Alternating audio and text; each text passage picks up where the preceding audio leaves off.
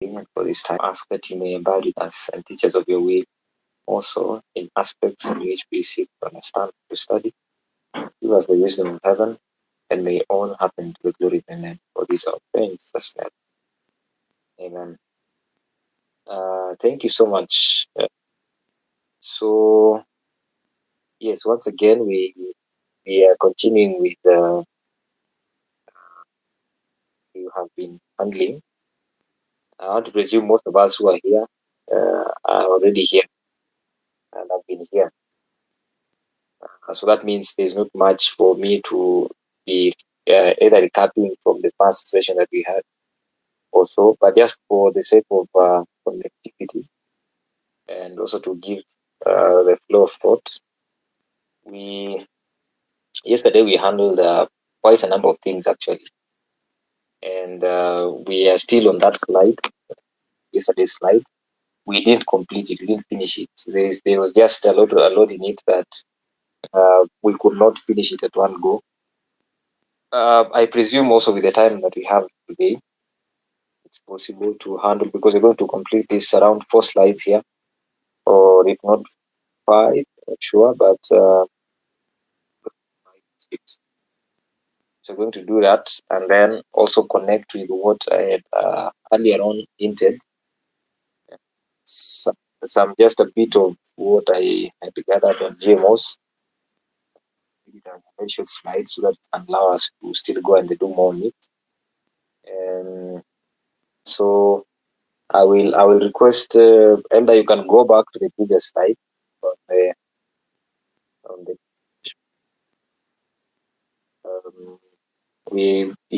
going back to the hierarchy of nutrients, and yes, just for thank you. Right, yes. So here it mentioned actually the side on your left, if you're looking at the screen, it is it has continuum, and I had slightly mentioned about that also. The side, the partition of the side is the exploration, and there we say that the basic nutrients that the body needs, which is so basic that you cannot survive without one, air, 2 is water, sunlight, and number 4 earth, and number 5 food nutrients. And, this is in terms of actually it's in terms of what we call the sustenance of the entire ecosystem by which man or through which man survives in. It's not merely you don't look at it as an independent aspect, I should say. Yes, you look at it as an independent aspect when you focus on the 4 which have been highlighted in blue. When you focus on the 4, it's a matter of how God intended that man should exist, coexist, and live. I say so.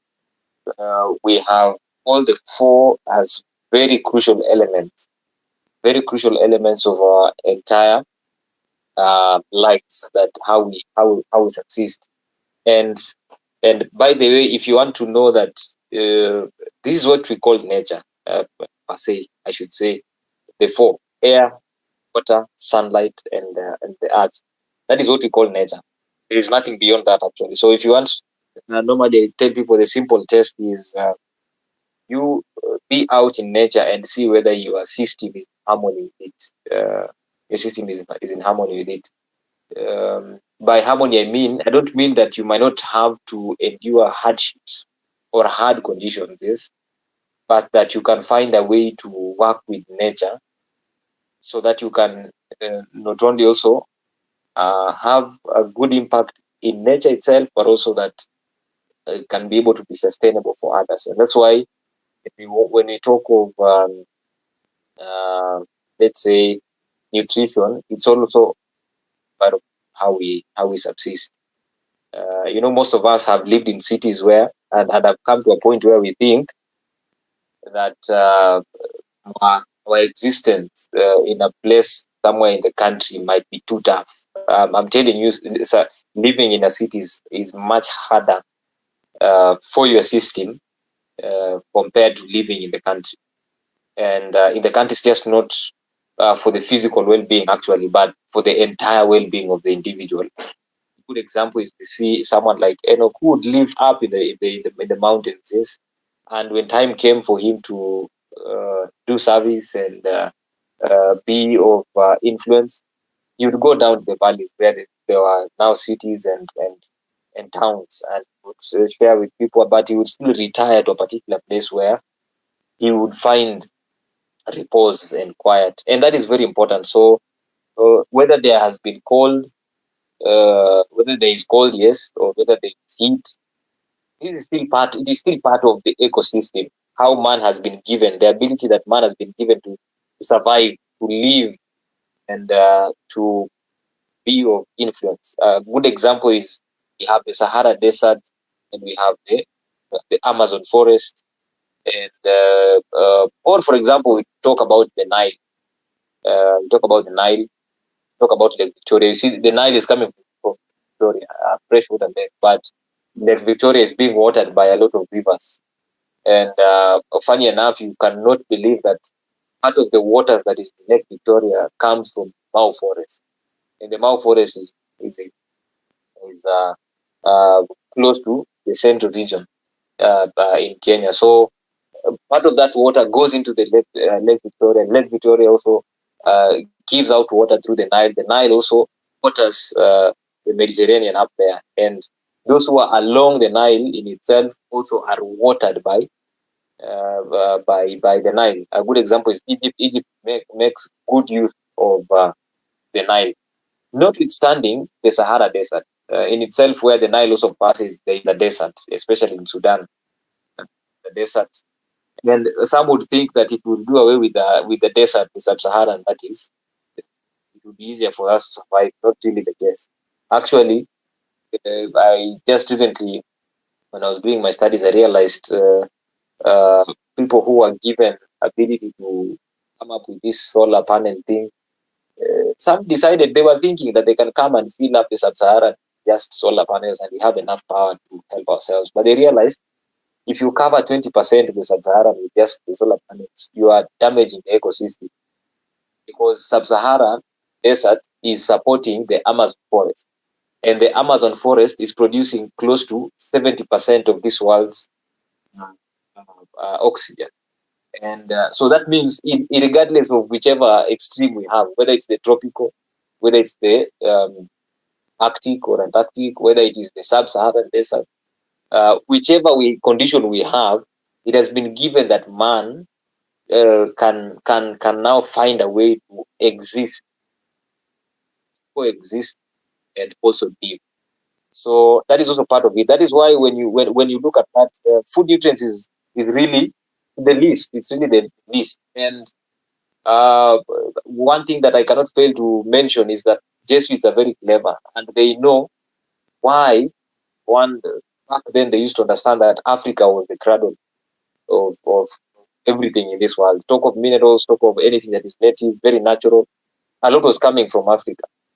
Now, when you look at Africa, even how the continent has been situated, we have close to the most clean air, per se, excluding, of course, the Amazon.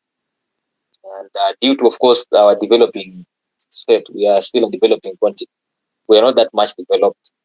And I remember there was a time that there were concerns about the ozone layer when you were growing up, when you were still in primary school.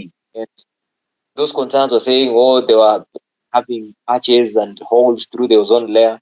And now we were losing what could be the protective layer. And a lot of penetration from the UV was coming down. And you'll find that there's a lot of hardship that people are taking advantage of, and they're misleading the people. They're misleading others. We are being misled in a sense, not understanding that truly what is truly basic is that air, the water, the sunlight, and the earth. And this is actually what these people are truly fighting for. And Africa has it by itself. I don't know how I should put it, but when you look at even the missionaries who are being sent into Africa, for those who've studied their history, will come to understand that one of the missionaries, not even one, a good number, if not all of them, were suffering out of the conditions that were there in Africa. Yes, because they were living in areas where it's not much that you can see in Africa. But you see, here in Africa, we've been having people who have been living here even before the white man came. And they have been surviving, they have been living pretty well, even in the harsh environments that we see. There's always a threshold of survival with a human being. So I would tell you, one thing that you can invest in as an individual for your own sake and for the sake of your family and for the sake of your kids, your spouses, and everything is make sure that when you locate your place of residence, when you locate your place for permanent abode per se, locate it somewhere where is quite remote, and these four things are in good balance. I should say good balance. Yes, we have air. Air is part of it. Water is part of it, and sunlight and the earth. So by the earth, I mean, of course, you don't go just because you want to look at everything that is green. That is the place you want to go. No, we have had people who have had semi-arid regions and even arid regions, and I've done well. I've really done well, even in taking care of the environment, making sure that they are, providing the best they can for the soil where they are, and also that the soil can in turn provide what they need where they are. That I've seen people who have had this cliche that when you go and live somewhere where it's semi-arid or arid, you cannot survive. Yes, it's not. That is not a good mentality. It's always about the soil. When you look at how you can work with the soil and the earth, it can provide you with a good variety of what you need in terms of nutrients. And to me, that is basic. Sunlight is not much of a problem, especially say in Africa. It's not that much of a problem, I should say. Africa, we have the sun, good enough. Not people like, say, for example, those who live in Greenland or downside past, in the Antarctic. I don't think with them they have the sun come out. There are places where the sun comes out very few hours, and there are places where they even don't see the night truly. But that the regions there have very cold temperatures. Here in Africa, we have a good, I should say, a good balance in this thing. So you can venture if you're going to have look. And for those who have already settled and you're here, look at where you are actually, because these things really matter. Water is part of it, and water is very important because if you can find a place where there is a good stream or water coming from underground or from the rocks, that water is good for consumption. You can find a way. You can always utilize that at your own place. But so far, for those who live in cities, must use waters that come through the pipes and flow through our taps, and that is what we are using more often. And this one tampers. You might never know that truly there is effect, especially with what you use as water in your own home, because you see, water, one of the illusions that water has, which is in fact not actually an illusion, but it's reality actually, is that water is just colorless. Yes. So one of the other things is that as long as anyone is seeing clear water flowing through the taps, it's no matter where that water is coming from, how that water is being treated, how that water is being handled. No one takes care of that. That's not part of what should be handled there. So we live in the cities, and that is what we use, and that is what we think that's truly as clean water. I'm not saying we can find ourselves our own system where we can best survive, but that if you can find a better place where you can best work with natural water, it's not piped per se, but if you're going to pipe it, you at least know that this is coming from this particular source. Underground water and water from the rocks to me is good, or a stream having a source from the rocks. In terms of air, air of course has been an issue. Has been an issue a lot. Of course, to the whites, in sunlight has been an issue a lot. They have been trying a lot to have low emissions from machines, but the way we are continuing, and even the congestion we're having in the cities and everything that is within the city, be sure enough that there's a lot that is in the air, that is being carried in the air, that if our bodies are not able to take care of, now that becomes an issue. So if we look at air as a part of the nutrients that we need, then we're also going to be cautious about it. There was one time that I was doing my attachment, and I was walking between those who know where CBD and Upper Hill, from railways going up. You would walk that path, that distance, and along your way, you are just going to have emissions. You're going to have smoke. You're going to have cigarettes. You're going to have those things are going to be part of what you are going to encounter. And by the way, you cannot live in a city minus this thing. Yes, minus these things. The only other time you have fresh air in cities when the rain falls. So when the rain falls, it comes as a cleansing. But now, if our air that is up there, that was going down in form of vapor, was having a lot of acid, or was having a lot of contamination, it will still have a sway or an impact. It will still come down form of acid rain to some great extent, especially those who are close to huge machinery. And you might think that it is not an issue, but it is, because one who grows at let's say somewhere in the country, the only sound and the noise they hear, the birds chirping and birds singing, and the quiet, calm, serene, mountain view or forest view or whichever. That is the only other sound you can hear is the sound of animals. Something. So compared to someone who's living in the cities, and how they live in the cities is, it's always constant noise. It's constant noise. There's no rest. There's no nothing. Your ears don't even find time to rest in itself. Totally, when you talk about rest. And then a lot that is also part. When you walk daily, even through town, there's a lot that is being passed through your brain. So that is also part of how we're supposed to be. Also part of how we're supposed to be. So being consciously aware of your environment, that is very important. That is very important. To me, I felt like yesterday I would not do justice if I leave these 4 or 5 slides without mentioning this.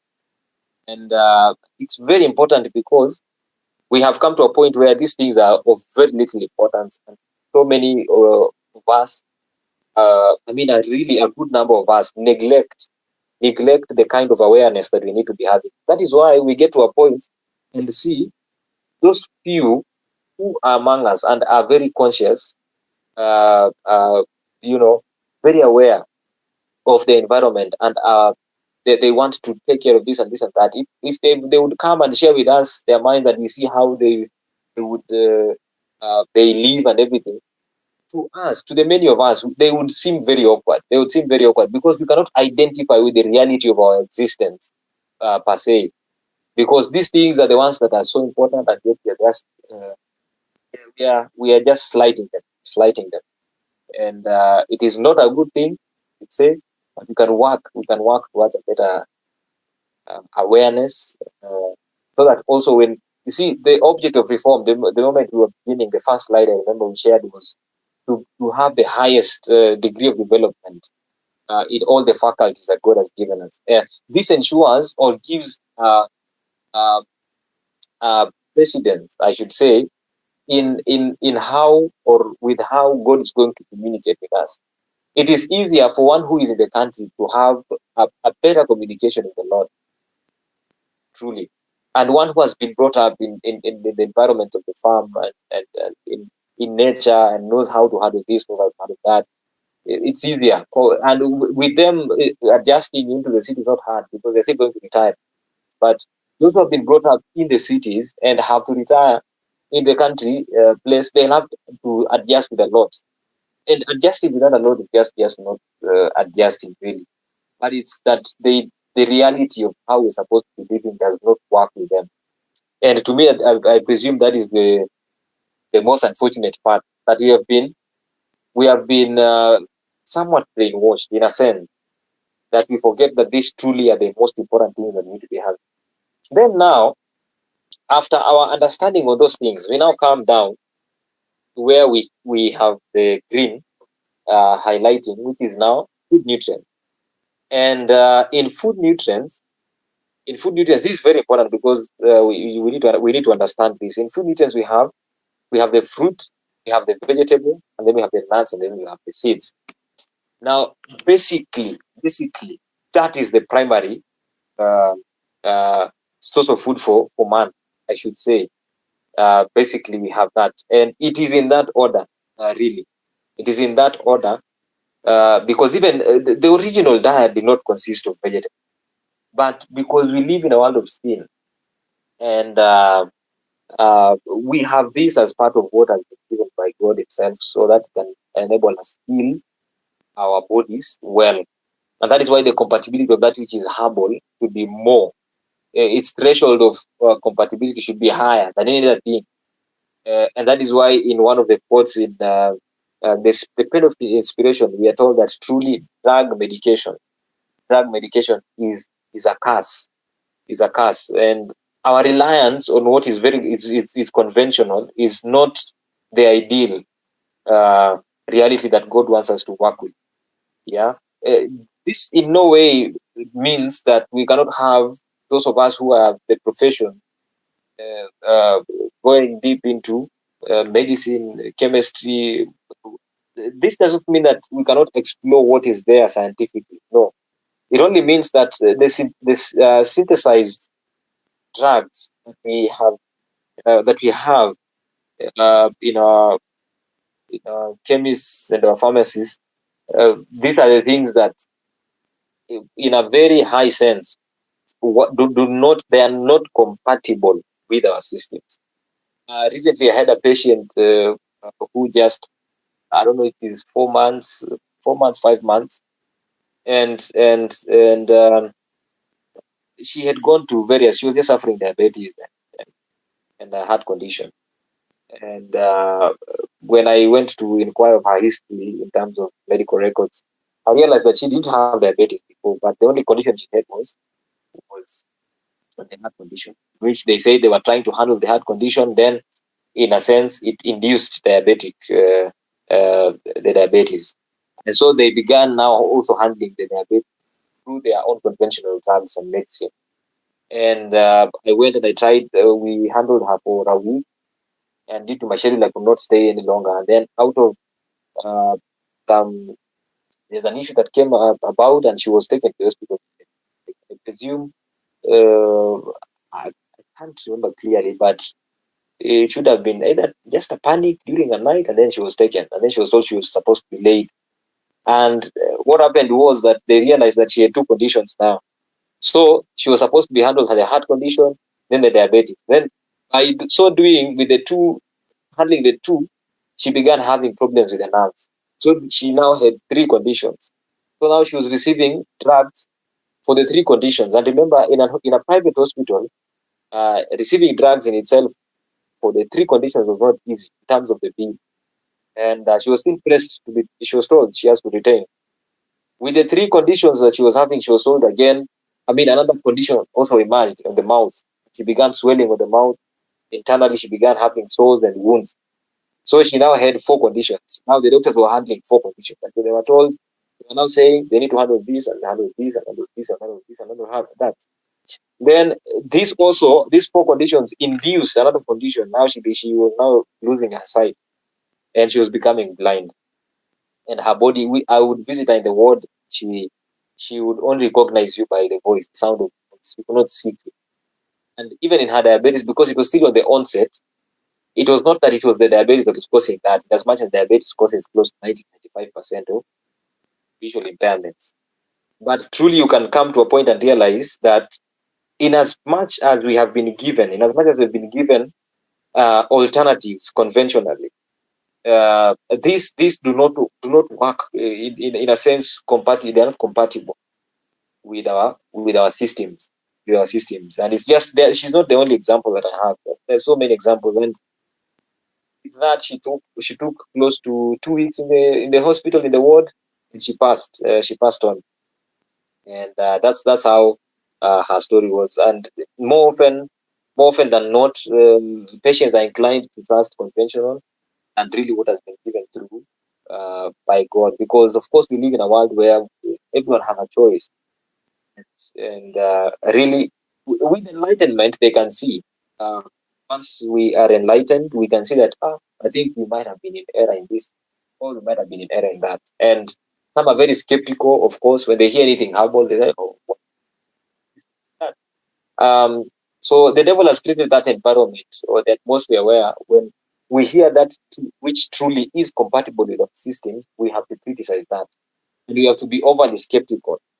And being skeptical to that extent will affirm, or in a sense also confirm our loss truly, because God also only stretches to the extent to where we can allow Him get to us. Because if there's continual and continual and continual advancement by the Spirit to reach to your heart, and you get to a point where you have hardened it, just like Pharaoh, then God has no choice but that you yourself you seal your own fate. It might seem that as though even with the Bible says that God hardened Pharaoh's heart, yeah, it's because the more God was showing His own glory to him and His power, is when Pharaoh really tried to be more adamant in his own ways. That is also the same. It's the same thing, especially when it comes to disease. When you tell someone, when they come and they hear, oh, it's cabbage, oh, there's activated charcoal, oh, there's this. First and foremost, and it's very unfortunate because this happens mostly within our ranks, that we are the most prejudiced and we are the most skeptical of our own truth in the message we have. Yes. And those of whom myself have seen that are very cooperative uh, in terms of treatments and helping them are the people actually or not who are not of our faith, who don't ascribe such to what we profess the faith. With them, because of their conditions, which they might have suffered for a very long time. And when they come and they hear that you're giving an alternative for them, a natural alternative, which is the best way, and that's why God says that in the case of a disease, in the case of illness, that its cost must be ascertained. What has caused it? The cause must be ascertained. And after ascertaining the cause, nature must be assisted, must be aided through the agencies, the natural remedies that we have. And those are the 8 doctors of health, which we have. So someone must observe these 8 doctors of health while you aid them more and more using anything that is natural in terms of remedy.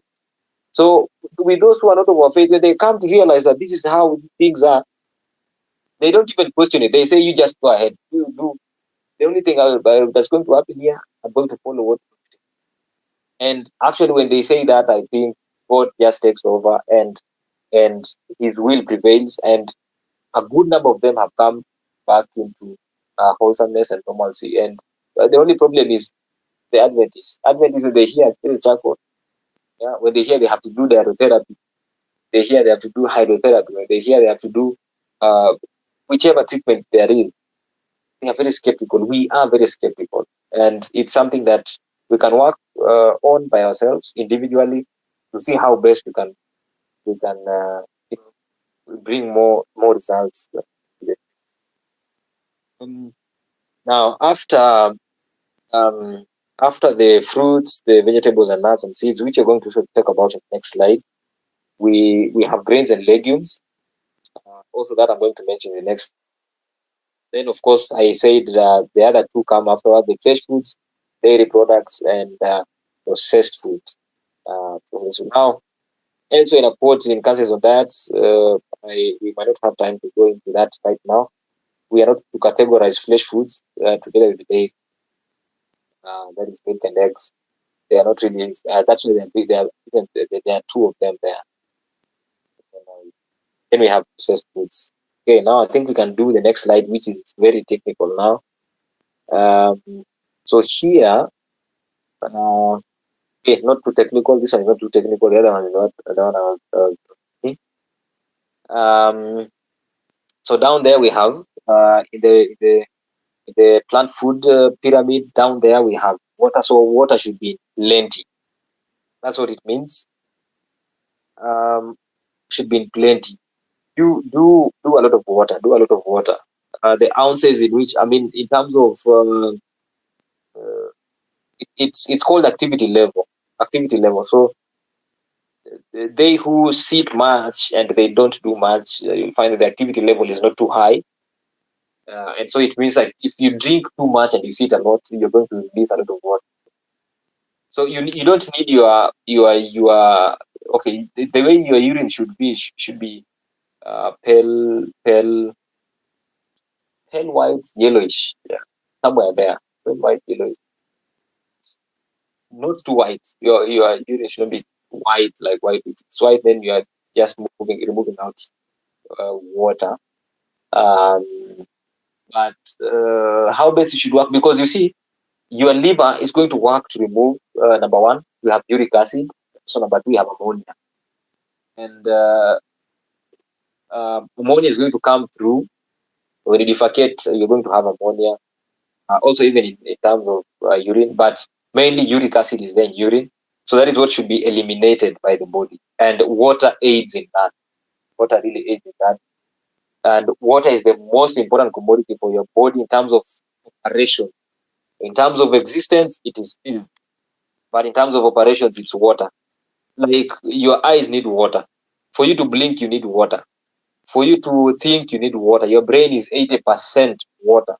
Your blood is 80% water. Your everything in your everything in your system is water, water, water. You remove the cell, there is water in there. Uh, um, we have of course minerals. Two of which I think most of us know. The cell has sodium and potassium. A good balance of this. That is why yesterday I think I mentioned when someone asked about ulcer, I mentioned about table salt. So table salt tampers with the amount of water in the cell. It tampers with the amount of water in the cell. So this one is very important, and it is one of the reasons why most diabetic patients suffer, because you'll find either diabetic or hypertensive, but mainly diabetic, because you see, diabetic would mean you have high threshold of sugar, and hence your body needs a high threshold of insulin to take care of that. But one of the problems which most don't realize is that these things comes. I know most of us don't take hard drinks, but in soft drinks we have very high quantities of sugar, per se. So, and for you to a good example, only that my slide this other side, I have it in my laptop, but I cannot show you. But in 300 ml, in 300 ml Coca-Cola or even Fanta, it has close to 14 teaspoons of sugar. 500 ml has close to 23 teaspoons of sugar. That is a very high amount of sugar. But you see, the secret that they use, the Coca-Cola company uses the secret of salt. In itself, just 14 teaspoons of sugar in one take at a go, you might realize that this is too much sugar. And so to reduce that threshold, they put in high amounts of salt also. So that is why you find that someone who takes soft drinks will suffer dehydration. Why? Because the salt goes into the cell, and the salt, because it is always high. Table salt mostly is high in sodium content. So of course it's sodium chloride, but where it affects the cell, it's in the element of sodium. So because you have to balance the potassium and the sodium, which is in the cell. When you have high amounts of potassium, the cell is flaccid. It's somewhat permeable, very highly permeable. Yeah? So it becomes flaccid in nature. And when you have high amounts of sodium in the cell, your cell membrane becomes turgid. It becomes very tough and hard. So for it to compensate for that, means you have lost water. That means you've lost water. So what would mean is that you need to drink a lot of water now to compensate your lack of or your high amount of sodium. A good example is when you take an avocado, you cut avocado and you put it on the table, and then you take salt and then sprinkle on top of it. You'll find that salt draws out from it. Yes, that is the effect. Actually, that's the same effect that happens to the cell. This happens anywhere, and that's why salt clothes for patients who have either edema and a lot of fluids holding on to the skin, you can do salt flow. Salt flow removes and opens up the pores and draws out water to itself. So when you have high thresholds of salt inside the system, it means that you're going to draw. You need more water. You need more water for it, and that's why you need a more balanced salt. And the more balanced salt is take rock salt or take sea salt, take Celtic salt. Epsom is not so much used for food purposes, and even it's mainly treatment per se. But Celtic can be used. You can use it. You can use it as table salt. You can use Himalayan salt as table salt. Also sea salt, because sea salt has minimum it's 60 minerals. Minimum is 60 for sea salt. Rock salt is very high because it comes from the Himalayan rocks, and that has been statistically tested and chemically tested. It has close to 80 something plus mineral, and that is good for a balance, because with water you not only need water for your system, but you also need the minerals to balance, because it's always, aside from the food materials that you need, that is the starch, the vitamin, and the protein, you will need the water, the minerals, and the fats and the lipids. So everything here should balance. So the salts, salt is as much important to the body as it is sugar. Yeah, that is why you should balance your vegetables and you should balance your vegetables and the fruits, because most fruits have more sugar content compared to mineral content. Of course, they might have fiber. That's not a problem. But in contrast, fruits have high sugar content, glucose content, the fructose, whichever. Glucose content compared to mineral. On the other hand, vegetables have high mineral content compared to sugar. So you have to balance the two. That means just balance your meals. Look at what particular point. That's why being consciously aware that this is what you're taking and this is the impact that it has to your system is good, because it not only works with your system but also works to sharpen your brain and your mind for that matter. So water is very important. Water is very important. When you talk about water in terms of the machinery, the human machinery, water is very important. When you look at how the beginning from the mouth, everywhere, in your entire body, you lose water, it means there's something. And normally we tell people that work with a threshold of room temperature for water, and with meals, no water. And if you have to take water, just take it before and let it be. Warm water is good. But if you have to really take water, I mean, make sure you take it before, if it's cold water and it's room temperature. But with food, do not take it. Do not take it with food. What really would be happening there would mean, also this, actually, when you take water with food, is part of what increases the ulcer, for that matter. In the stomach, we have around 4 enzymes, 4 if not 5, 4 enzymes. Yes. And amidst that, we have an acid, which is HCl. Yes. So the stomach has HCl, and HCl, the stomach pH, the pH in the stomach for the HCl should be around 3. So it's just in between the middle there, between a strong acid and a weak acid. But so what happens, for example, an individual takes, let's say, you can even take a plant-based diet for a meal, yes? But the only downside to it is that you take water with your food. So a good example would be you take your brown chapati, by the way, and which is very high in glucose level, but because of the fiber, it is removed well. Let's say you take chapati and you take beans and you take skuma wheat and you take with your pineapple, or you take with your orange, or you take with your watermelon. You see, the unfortunate part in what you have taken, everything there is acid. It's acidic. And of course, also anything that has been used, tomato has been used there, it increases the acid level. Tomato, when it's used raw, it's not too much. It's not actually acidic that the way you expect it when you cook, compared when you cook it. And that's actually the other thing that we I hope if we get time we look into it, the effect of cooking oil in a lot of what we use. So, and the threshold of how we're supposed to be using it, especially how we use the cooking oil. For most of us, we are used to number one, beginning with cooking oil before we put in ingredients. but normally it should be the ingredients, then you put in the cooking oil. That's how best you can have the compatibility of your cooking oil with your food. Yes. So let's say, for example, you've taken that chapati, pineapple, spaghetti as a vegetable, or maybe you've done also the watermelon. And if you're someone coming from Luya land, I mean, Kalenjin land or Kisi land, there's some milk there. So either Mursik or Marran, for that matter. And that tampers with the entire thing in terms of what you're going to form into in the stomach. Yes. So there's a very high threshold for putrefaction and fermentation, very high threshold in itself, and um, adding water to it. So already you have HCl, which is acid in the stomach. You're also adding acids into the stomach, and then you take water. Water in the pH scale is neutral. Yes, pH scale, water is neutral, so that means it's 7. But when you put it in an environment which is acidic, water, because it's also an electrolyte, you are going to form more acid.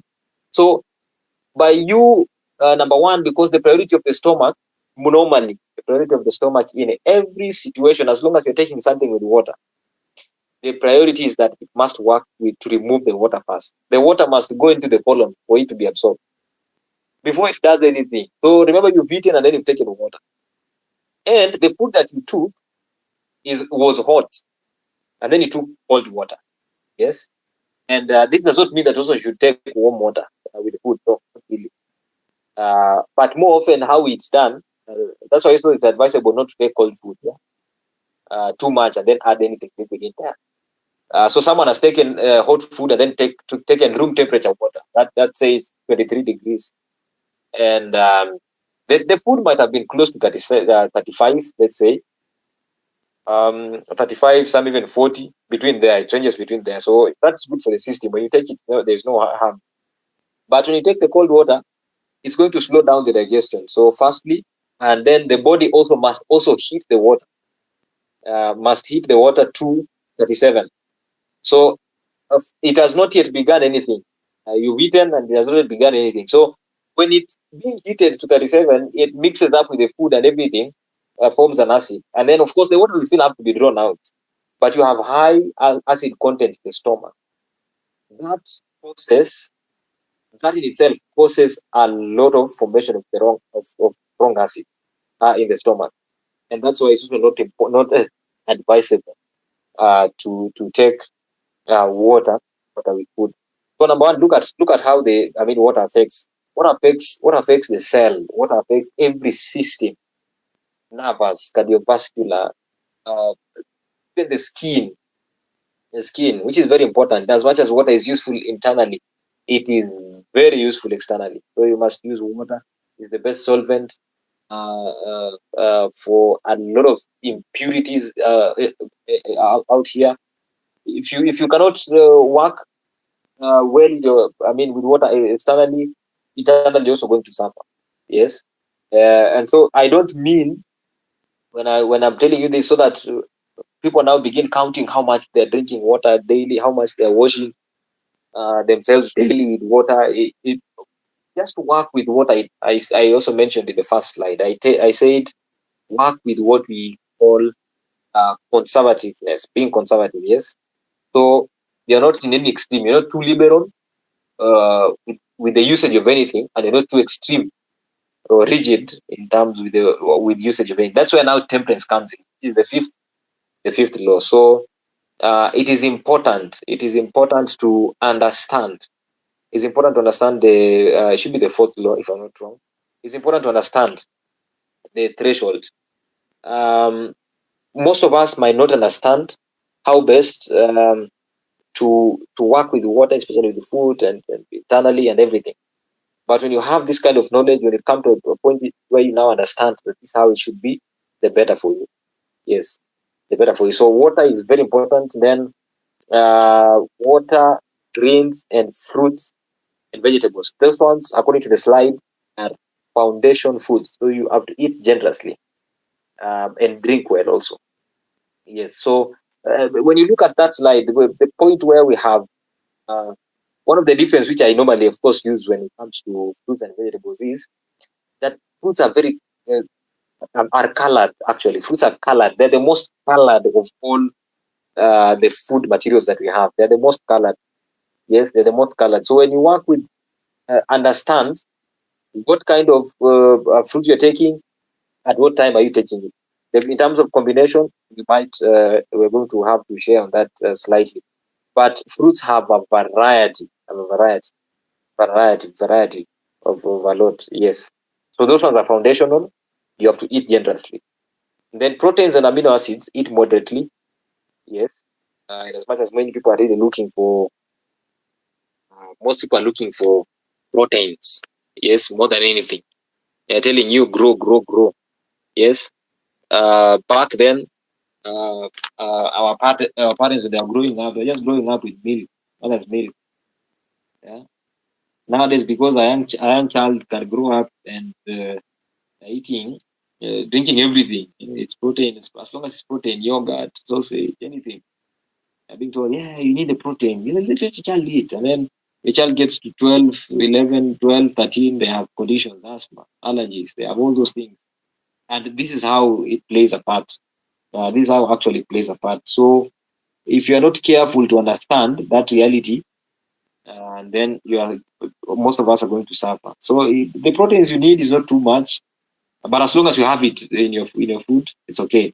And that also includes the sprouts and the legumes, nuts and the seeds. That is mainly what it constitutes. Nuts and seeds are very important. I should say compared to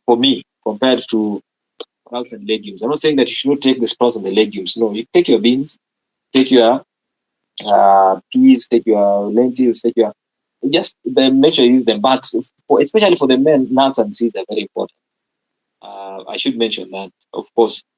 Nuts have like a good example is the seeds have the highest, I think the highest amount uh, of magnesium to be found in seeds. That's pumpkin seeds.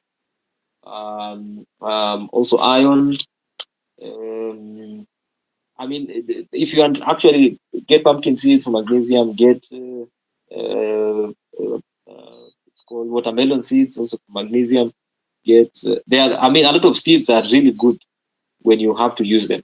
Yes, that is important. And nuts, peanuts, Brazilian nuts, cashew nuts, ground nuts. Talk of all those nuts. Those nuts are also very important for the system.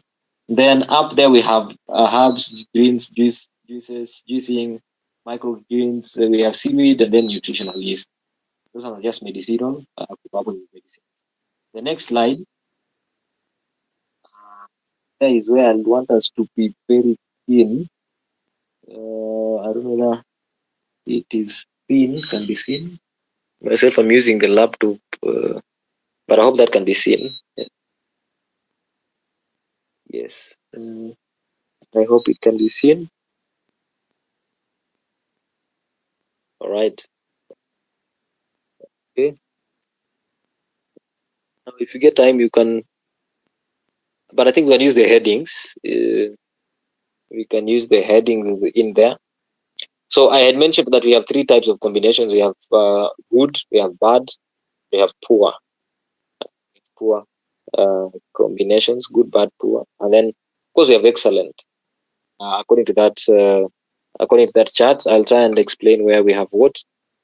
So we have the proteins, we have the fats and oil, we have the carbohydrates, we have the non-starchy vegetable, and then we have the mild starchy vegetable. Is there are vegetables that have starch. A good example, which myself I realized just a very few years ago, was carrot. That carrot was a starchy vegetable. Yes. Okay. Right. Then we have fruit. Then we have fruit down there. So number one, up there on top, where we see proteins and carbohydrates, So that is a poor combination. It's not a bad combination. A bad combination is the combination where we have fruits and vegetables. Yes. In other words, it's not an excellent per se. You can combine it. Yes. You can combine it, yes. Okay, thank you for the additional insights on it. Yes, for those who cannot, who are not seeing well, I hope the way I'm explaining it, people can see it. I don't know whether that is possible. Uh, yes, you can put your phones on landscape. I think that might help, so you can see. Yeah, so you can see. You put your phones on landscape, that can help. So we have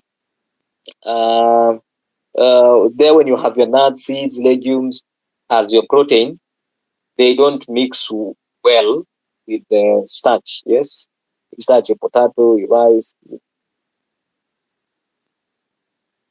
crushed, whether it's corn, barley, wheat, cereal, and pasta, and all those things. Yeah, they don't combine well.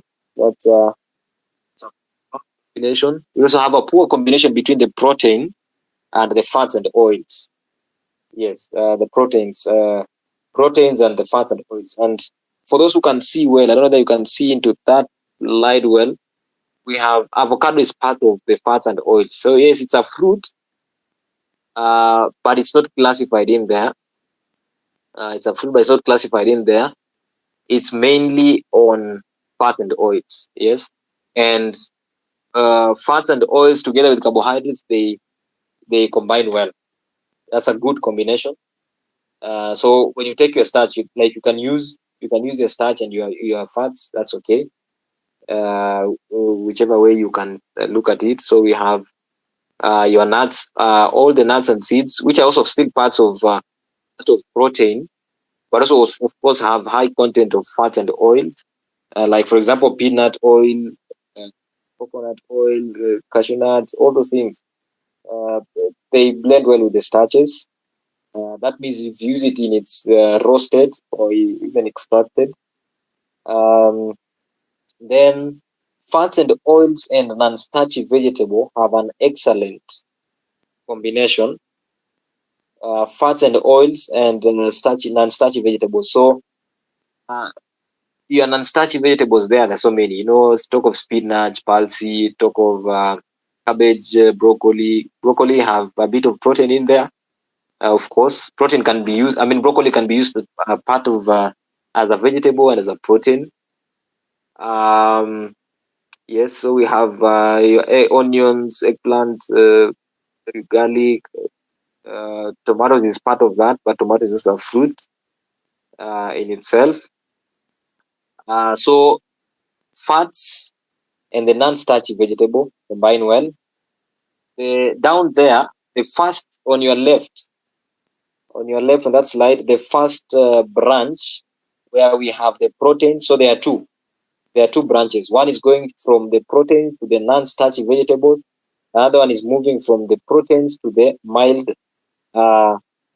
starchy vegetables. So the first branch that moves from the proteins to the non-starchy vegetables, that's an excellent combination. So you can do your nuts and you can do your kales, you can do your spinach. For those who have peanuts, peanuts can be used. You can do your peanuts in your vegetable. You can do your peanuts in your vegetable. I hope I get the link early enough. In the link, I had shown how you can use your peanuts to your vegetables. It comes out very well. For those who have been using a lot of milk in vegetables, actually, if you can just get extracted peanut, you can use it, and it brings up the vegetables pretty well, even better than the milk, I should say, per se, especially for those who would want to have a substitute. Then the second branch on still your left side of the slide, if you're looking at it, from proteins to mild starchy vegetables. Mild starchy vegetables, that means they have some content of carbohydrate in them. Still, the proteins will work good with that. The proteins will work good with that. That is the artichokes, the beets. The beetroots have starch in them. Carrots have starch in them. Cauliflower, peas, and also corn.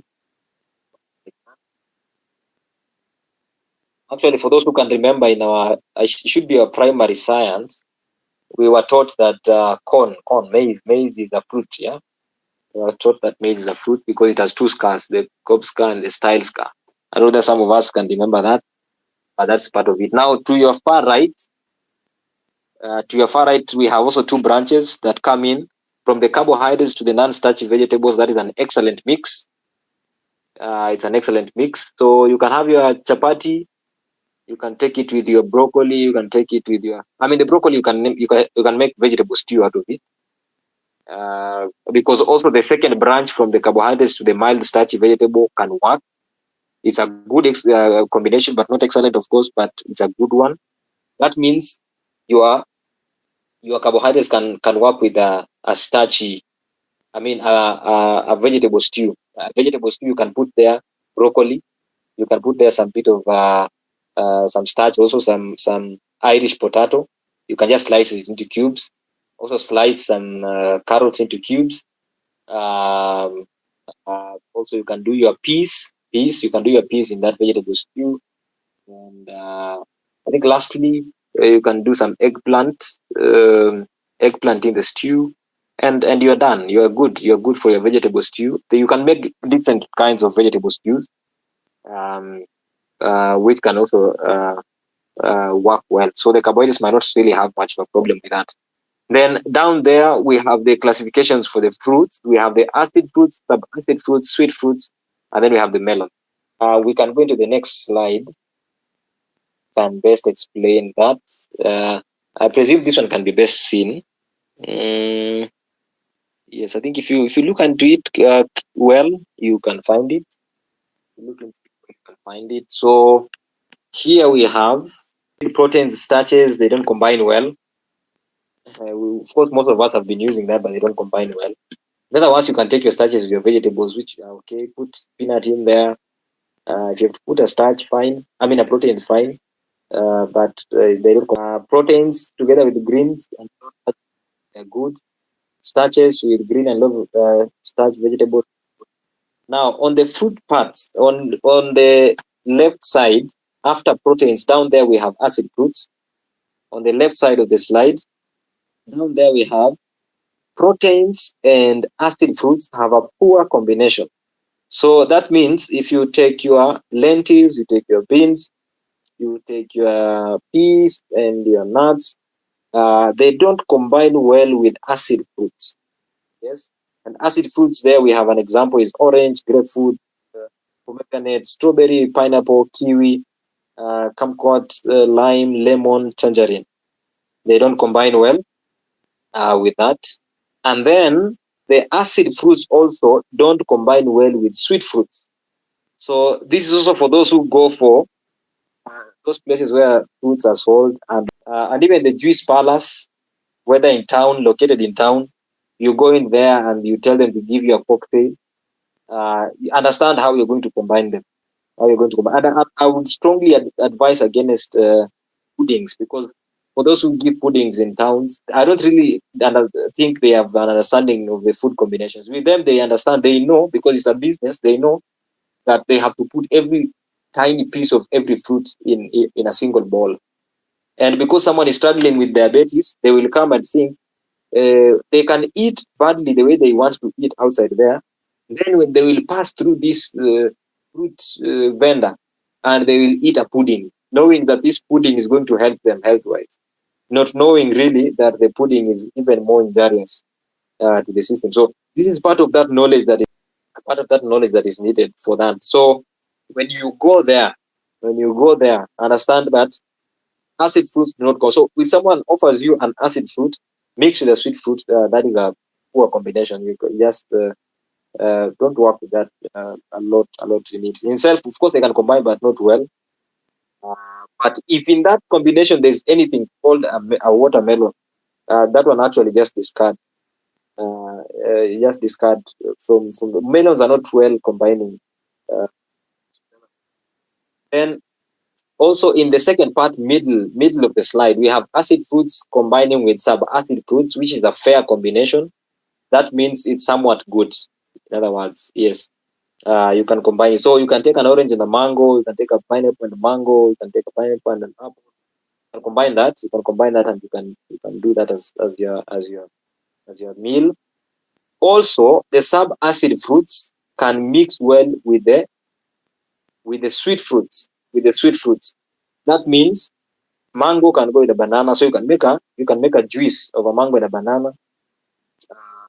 You can make a juice of papaya, or you can take the papaya in itself the way it is, like have it as a pudding plus your mango plus your apple or a pear, or and then some berries there. You can do that. You can mix it well. That is fine. The sweet fruits do not combine well with the starches.